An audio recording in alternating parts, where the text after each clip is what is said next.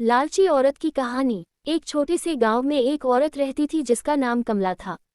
कमला देखने में सुंदर थी, लेकिन उसके दिल में लालच भरा हुआ था। वह अपने जीवन में हर चीज से ज्यादा धन और संपत्ति चाहती थी। उसके पास जो कुछ भी था, वह कभी उससे संतुष्ट नहीं होती थी। शुरुआत की कहानी। कमला का पति रामू एक ईमानदार किसान था। वह दिन रात मेहनत करता और जो कुछ भी कमाता, उससे उनका घर चलता। हालांकि रामू की आमदनी बहुत ज्यादा नहीं थी, लेकिन वह खुशी खुशी अपने जीवन को सरलता से जीता था। दूसरी ओर कमला हमेशा रामू से ज्यादा धन कमाने की शिकायत करती। उसे हमेशा लगता था कि उसका पति उसकी इच्छाओं को पूरा नहीं कर पा रहा है।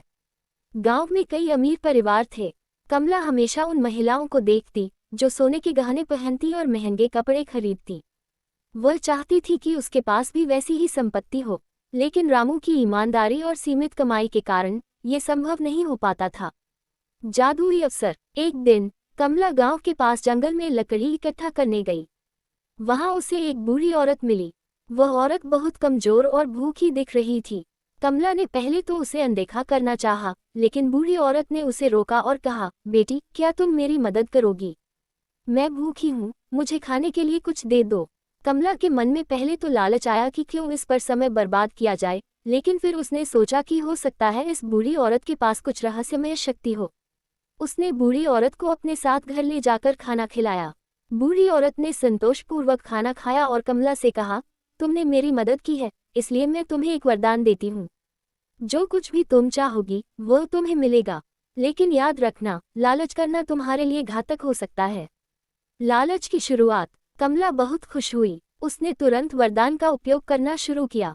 उसने सोने के गहने मांगे और कुछ ही समय में उसके पास ढेर सारे गहने आ गए। उसने महंगे कपड़े, बड़ा घर और अनगिनत धन संपत्ति मांगी। देखते ही देखते वह गांव की सबसे अमीर महिला बन गई।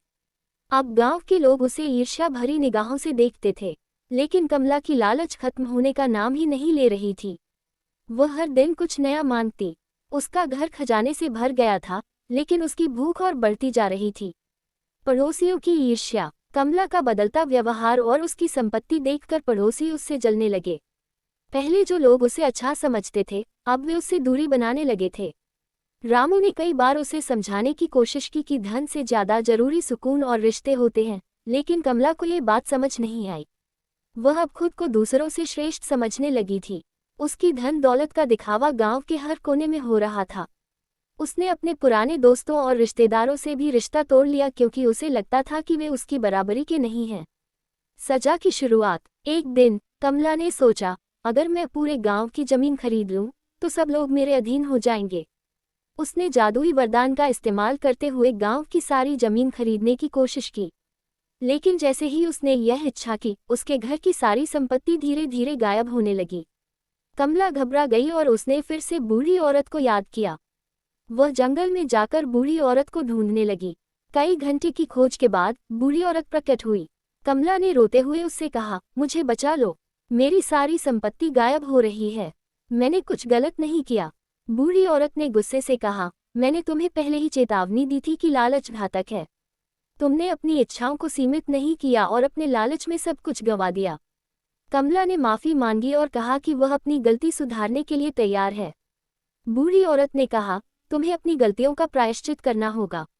अब से तुम्हारे पास सिर्फ उतना ही रहेगा जितना तुम्हारी जरूरतों के लिए जरूरी है। और याद रखना, अगर तुमने फिर से लालच किया तो तुम्हें और बड़ी सजा मिलेगी। सीख और अंत। कमला का सब कुछ चला गया। वह फिर से एक साधारण जीवन जीने लगी, लेकिन इस बार उसने सच्चाई और संतोष का महत्व समझ लिया।